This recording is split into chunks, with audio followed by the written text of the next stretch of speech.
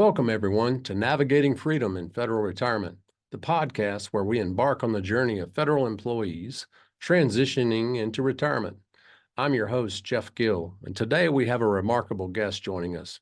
Today, we're talking to someone who's been through a lot in his career and is now thinking about early retirement to start something new. Let's meet Marcus Moore. He's had a diverse career working for the federal government and now is on the edge of stepping into retirement. Marcus is not just any employee. He's been a mentor, a mediator, and a safety expert. He knows a ton about keeping workplaces safe. A big part of Marcus's job was driving veterans to their medical appointments for the Department of Veterans Affairs. He led a team who took care of all the vehicles and made sure that every trip was safe and followed all the rules. The job was about helping veterans get the care that they needed and making sure everything was done right. But Marcus did more than just drive. He also worked to solve disputes in the workplace, taught people about safety, and stood up for workers' rights as a union representative. His career before this was all about law enforcement and helping young people, working as a correctional officer, a deputy sheriff, and a juvenile detention worker. Now, as Marcus considers retiring early, he's looking at what's next. He's got a lot of skills and knowledge that can open the doors to new opportunities outside the government. In this episode, Marcus is going to share with us how he's preparing for retirement, what he's learned from his various jobs, and his plans for the future. Let's dive in and hear all about Marcus's experiences and his advice for moving on to a new adventure after a fulfilling career in the federal service. Marcus, thank you for joining us. It's an honor to have you here. Sure, glad to be here. All right, excellent. You had mentioned that you're contemplating early retirement, and I just wanted to ask you, can you share with us your journey and what led you to consider early retirement from the federal service, and what are the key factors that influence your decision? Okay, well, I'm gonna just try to keep a long story short and just kind of do a quick laundry list of reasons why I considered it. The number one reason was that my career hadn't quite gone the direction I wanted to go in, and been very stagnated where I'm at, despite a lot of years of experience in doing collateral positions and actually doing other jobs that are more advanced than where I'm at, along with a lot of advanced training. But I also have some physical issues. I have some nerve damage in my back and bad knees and bad shoulders and stuff like that, which makes things a little bit more difficult to do. And then thirdly, just kind of wanting to have a change and not being able to get to where I want to get currently with the agency I work for. I started looking on the outside and trying to figure a way to maybe at least secure my retirement for later when I'm eligible to draw from it. But I've just had difficulties in trying to, find something that will meet the financial needs. So I'm kind of staying where I'm at right at the moment. All right, very good. So with that decision, I mean, how do you assess your financial readiness for retirement? And can you discuss any of those specifics? Well, I think for us, for our situation, the best thing would be is when we are free of two car payments and a house payment. That makes a big, especially the house payment. That's the big one. And I've had people ask me, what are you going to do when you retire? Are you going to move or do whatever? I said, no. I said, by the time we retire, our house will be paid off. I wait till I'm eligible for full retirement benefits. It'll be paid for. And I said, I'm not going to add debt to a more of a fixed type income because it's going to be less. I don't care what you do unless you are amazing, at investments or you have the resources to do major investments. When you're just a regular retiree, like I'm going to be, or like my wife's going to be, you have to really take that into consideration. You're not going to have that extra income. Now, you can have some savings on the side, but it's not going to last forever. And so you have to really be careful about what you spend on because you want to have money to make sure that you can still pay for your retirement, the benefits that you get, or well, not your retirement, but your health benefits. You want to make sure you be able to pay for your co-pays because as you get older, we'd have more problems. You want to be able to eat. That's a big thing, and be able to pay your basic bills and property taxes and insurance, because you're still going to have insurance on vehicles and on your home as yeah. So those are just if you have cell phone service, you're still going to need that. Still got to be able to buy fuel. So a lot of people don't take that into consideration, and there's no point in adding debt to that, so to a lower income setup. That's how I look at it anyway. Right, right. So, Marcus, did you seek out any professional counsel in considering this possible transition? Unfortunately, not yet. I've just been kind of researching, just looking at jobs right at the moment. Hadn't really thought so much about the retirement aspect, other than just trying to find, a career change. So I hadn't studied the retirement side yet. Okay, very good. Well, federal employees are unique, with their retirement benefits. They have, pensions and TSPs and a lot of great other great benefits. Could you explain how understanding these benefits may play a role in making your final decision? Well, one of the things that I learned early on, I started my federal career out with the Federal Bureau of Prisons, and then I transitioned to the VA about 2.5 years later. And one of the biggest, probably the best advice they had is when you start giving to TSP, just give as much as you feel like you can afford to give. They say you try to put a little bit more into it as you get into the mid range of your career if you can afford to, but you never stop putting into it, and do not borrow against your TSP. The TSP is kind of like our version of a 401k. You get that when you retire, but we also have a small pension that goes on top of that. And so you have to take that into consideration. It's not going to be a lot of money, and most of us can't afford to put 50 or 100 grand a year into a TSP, which would be nice. But one of the things that my wife and I did is we also have a Roth account, and we have quite a bit in there, probably almost as much in that as we have in my TSP. It helped us along the way because we could draw money from that when we had to do home repairs. We've had a little financial distress. We were able to draw some money out of there without being taxed on it, which was nice. When people go look at their TSP and they borrow against that, you're going to get taxed. It's going to hurt you. It's going to also hurt your future.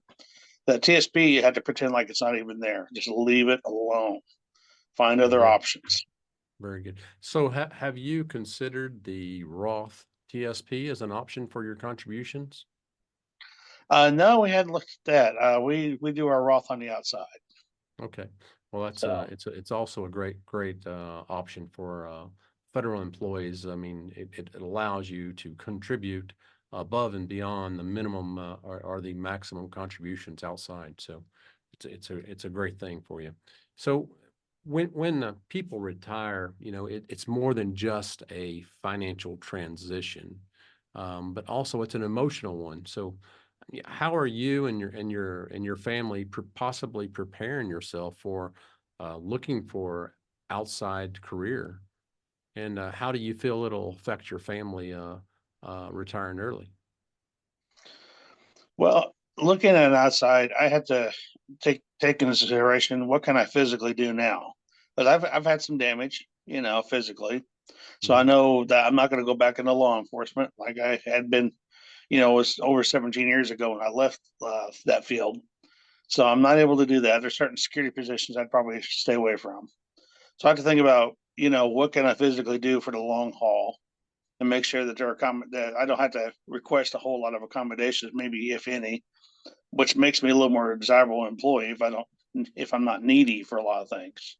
Um, but also have to look at base salary, but then benefits. Benefits are a big thing. Where I'm at, that's my base salary with the overtime that I get, which I can't. It's hard to get overtime a lot of times on the outside. But then I look at my annual leave and my sick leave. Those benefits are just amazing with the federal government, and it's hard. It's hard to walk away from that, because most places you're lucky if you get a week of vacation a year, and you might get 3 to 5 days of sick leave a year, and that's it. Where I'm at, I have unlimited sick leave. So I have 21, I'm on my 21st year with the federal government. I have over 6 months of sick leave built up, and I can still keep adding to it. I get 4 hours a pay period of sick leave added to my record. And since I passed the 16-year mark years ago, or 15-year mark, I get 8 hours a pay period of annual leave. So I get up to 6 weeks allowed to me a year in annual leave. And it's kind of hard to walk away from it because you do get to take some breaks where you won't be able to in the private sector. So that's benefits are probably the biggest consideration. Yeah, very, very much so. So, and with those benefits, if you took a job with lesser benefits, it would have a lifestyle, change for you and your family. So, um, may I ask, how do you envision your lifestyle post-retirement? And how does that vision influence your decision to retire early or consider a new career? Well, considering a new career um, has been more at the forefront with me just because of the change in salary, available funding for things that we like to do. Mhm. Now we live a pretty simple lifestyle. We're not, going out all the time, out to eat every night, or we don't go on extravagant trips or anything like that. We're very simple. We're kind of boring actually, but the financial security of having money in the bank. So if something happens, or a car breaks down, or we have to have something done to the house or whatever, might need a new hot water heater. It's nice to have funds available and not just be broke or having to borrow money in order to take care of it. So that's a real mitigating factor right there, just financial security. So I would rather have a second career than just retire. I don't want to sit around, but I Okay. also would like to have the income. Right, right. So, with considering a new career, I mean, we just realized. So you're looking also for additional income, possibly, or to at least match your current income and benefits. What factors do you consider in choosing that new path? And how do you Okay. align your skills and your passions with with those opportunities? Okay. Um, well, basically, on that, I just have to look at what I know I can do, what I can train quickly to do. Um, I was offered an opportunity to look at cybersecurity, and I've never done anything like that in my life. I had someone really trying to talk, a good friend of mine, trying to talk me into that. This is a good example of assessing my skills and knowing what I really feel capable of doing, what I'm not capable of doing. And it looked like a great career. You could walk into six figures real quick. I understand that even at the base level of that career. But when I saw that there was a test that required, it was like over 700 some odd questions, and I'm not a good test taker in a field that I'm not familiar with and have really done, and I'll be competing against people that are less than half my age who are already experts at this. I thought that's probably not the best place for me to be. And even if I Mhm. did get into that career, I wouldn't be able to compete at my age in that career because I don't have the background. Not that I couldn't learn. And so I had to take that consideration. When you get older, you're not as desirable to a lot of outside employers as someone in the 30s on down. That's something I've learned very quickly. And so I had to take that in consideration and look for people there, looking for someone who is more established, maybe more mature, and hopefully that's what they're looking for. Someone who's going to be a little more stable. That's not, at the stage where they're trying to climb up the ladder. Maybe they're looking for someone like me who would get into a position and specialize and stay there for a long time and provide that experience.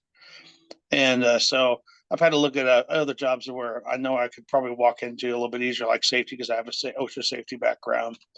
It's just the pay on those, a lot of the outside jobs isn't where I'm at right now. So it would be a Right. pay cut. And so that's been a problem there. So I got both things kind of working against me at the moment. All right. Very, very good. Well, lastly, I just wanted to talk about what advice. I mean, many of us find ourselves in our careers where we've kind of plateaued and we have to make that decision. Do I stick it out or do I follow my passion, you know? But what advice could you give other federal employees out there, maybe even younger employees that may listen, um, that would help them set themselves up so that they can make that decision without having to take into consideration some of the challenges that you're facing? Okay. There's sometimes, and this is kind of the hard truth, and this is kind of where I'm at this moment. Is I'm going to have to pretty much right now. I'm going to stay where I'm at because of financial security. I have seniority where I'm at. I already know this job really, really well. And sometimes, as long as you have a good boss, which fortunately I have good bosses, so that's a plus. Um, you know, I've tried to find ways to make my job a little bit better. I try to find other ways to serve my patients maybe a little bit better, or try to improve my job while I'm there, make it more palatable to myself. But you also have to go with the mindset this job is not your entire life. You need to have um, you need to have some hobbies and some other interests and stuff like that. And if you this you have to sometimes use those as an escape. Like for instance, I'm a musician. So the music kind of helps me find another escape. I volunteer at church. I'm part of our praise team. I play drums there, but I'm also featured on the piano and sometimes the pipe organ that we have there. I'll do features on that. And so it gives me something else to look at and work towards, work hard to improve at, or maybe my job isn't going to offer that, but the job Right. allows me, helps me afford to be able to do these extra things. And so sometimes you have to look at your job in a different way if you just can't get out of it right at the moment. It's your financial vehicle that allow you to do other things. So sometimes you Right. have to look at it that way. All right. Very good. So is there anything that you would advise people to do differently financially other than just increase their contributions to the TSP? Well, number one, you need to consider your debt. I would not advise unless you have a medical problem or you just can't work anymore, or if you have just some major emotional distress about your job, which is causing you a myriad of other issues, which mental stress can cause physical issues as well.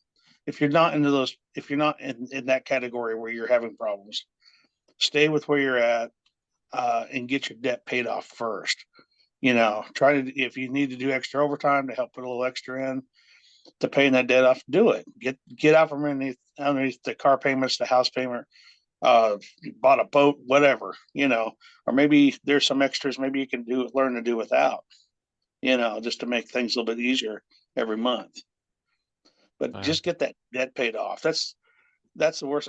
We got rid of our credit cards back in '09, and we didn't have problems with them, but it was just extra money we had to pay every month. And so we got rid of those years ago. Haven't missed them. yeah. Gives you a sense of freedom, doesn't it? Exactly. Excellent. Well, I want to thank you to our listeners, and want to thank you as well for tuning in. And it's been very enjoyable speaking with you, Marcus. And I wish you well on your journey and whether you stay with the government or you find something new. And thank you for joining us today.